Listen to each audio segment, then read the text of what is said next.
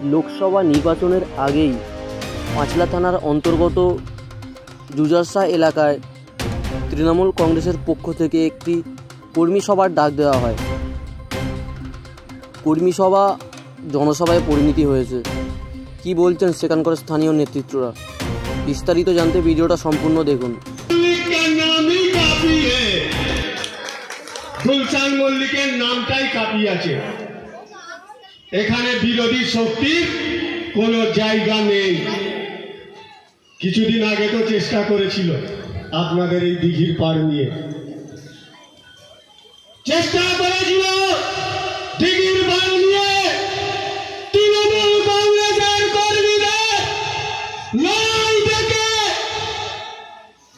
ধমক দেখে সুরসুর করে পালিয়েছে। বলছে যে আমি ঘুমাতে পারছি না, আমি কোমায় চলে যাচ্ছি। তোমরা কি আমাদের সঙ্গে লড়াই করবে? আমরা গুলশান মল্লিকের সৈনিক, আমরা তৃণমূল কংগ্রেসের সৈনিক, আমরা মমতা বন্দ্যোপাধ্যায়ের সৈনিক,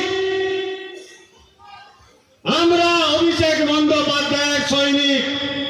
আমি এখন থেকে জুজারশা অঞ্চলের সমস্ত তৃণমূল কংগ্রেসের কর্মীদের কাছে আবেদন করে যাব, অনুরোধ করে যাব, আপনারা এখন থেকে মাঠে ময়দানে নেমে, আপনারা ফুটে ফুটে বাড়িতে বাড়িতে আপনারা পৌঁছে যান।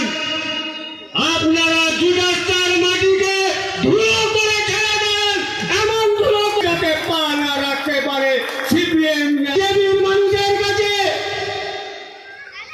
সিপিএমের মানুষের কাছে, কংগ্রেসের মানুষের কাছে, যে আপনারা পাঁচলার জন্য কি করেছেন, বাংলার মানুষের জন্য আপনারা কি করেছেন, কি কাজ করেছেন? কিছুই কাজ করেনি, কাজ বন্ধ করেছে। বিজেপির দালালরা, বিজেপির নেতারা তারা বলে থাকে আমরা 100 দিনের টাকা বন্ধ করে দিয়েছি, আবাস যোজনার টাকা বন্ধ করে দিয়েছি।